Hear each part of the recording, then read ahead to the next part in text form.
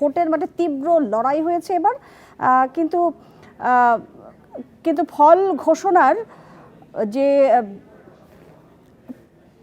ঘোষণার যেই বিষয়গুলো ছিল,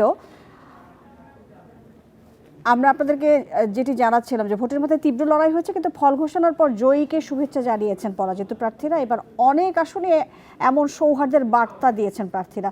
হার জিত ভুলে কেউ হাজির হয়েছেন প্রতিদ্বন্দ্বীর বাসায়, কেউ বা জানিয়েছেন অভিনন্দন। একে রাজনৈতিক সংস্কৃতির ইতিবাচক পরিবর্তন বলছেন বিশ্লেষকেরা। স্টে সেফের ডাবল লেয়ার প্রোটেকশনই পিরিয়ডের হেভি ফ্লোর দিনগুলোতে আমাকে রাখে নিরাপদে। Stay safe.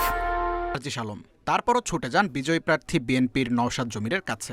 গভীর রাতে ডিসি কার্যালয়ে শুভেচ্ছা বিনিময় করেন তারা। দুই পক্ষের নেতাকর্মীদের উপস্থিতিতে ছিল বন্ধুত্বপূর্ণ পরিবেশ। আমরা একসাথে প্রতিদ্বন্দ্বিতা করেছি পঞ্চগড় এক আসনে। ব্যারিস্টার নওশাদ জমির ভাই, আমি ওনাকে অভিনন্দন এবং শুভেচ্ছা জানাতে এসেছি। জনগণ যদি তাকে এক ভোটেও এগিয়ে রাখে, তাকে ওইটুকু রেসপেক্ট আমাদেরও শো করা উচিত। একই চিত্র মেহেরপুর 1 ও সুনামগঞ্জ 2 আসনেও। মেহেরপুরে জামায়াতের তাজউদ্দিন খান যান পরাজিত প্রার্থী বিএনপির মাসুদ অরুণের কার্যালয়ে। এলাকার উন্নয়নে একসাথে কাজ করার অঙ্গীকার করেন তারা। সুনামগঞ্জে জামাতের পরাজিত প্রার্থী শিশির মনির ফেসবুকে অভিনন্দন জানান বিএনপির নাসির চৌধুরীকে, পরে সরাসরি বাসায় হাজির হন। বিশ্লেষকরা বলছেন, প্রতিহিংসার রাজনীতিতে এমন সৌহার্দ্য ইতিবাচক বার্তা দিচ্ছে।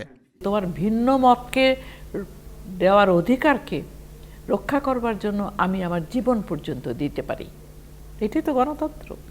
রেষারেষি করে কোনো দেশের জন্য কিছু হবে না। রেষার জন্য একসাথে সবার কাজ করতে হবে, এবং একসাথে কাজ করতে হলে কখনো বৈরিতাপূর্ণ মনোভাব থাকলে হবে না। তারা বলছেন, লড়াইয়ের পর সহমর্মিতার এই বার্তাই হতে পারে গণতন্ত্রের বড় শক্তি।